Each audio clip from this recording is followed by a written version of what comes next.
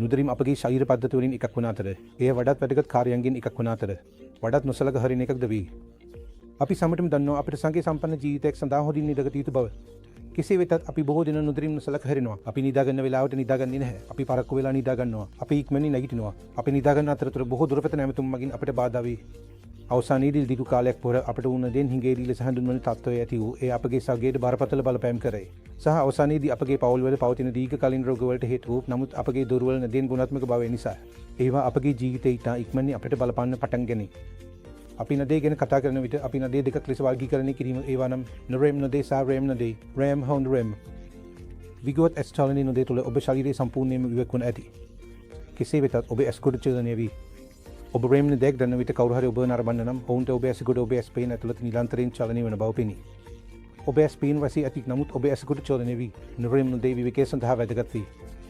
රෙම් නදේ මනාවක්සිය සඳහා ඔබ මතකයේ බෞද්ධ වර්ධනය සඳහා ඉතා වැදගත් වේ. එසිනම් ඔබට ගුණාත්මක හොඳ ගුණාත්මක නිදි නමති නම් නොරෙම් සහ රෙම් දෙකීම ඒ අවසානයේදී ජීවිතයේ දුර්වල ගුණාත්මක භාවයකට පමණක් නොවේ මතකයේ දුර්වල ගුණාත්මක භාවයකට සාමාන්‍යවක්ස් දෝෂ වලටද හේතු වේ.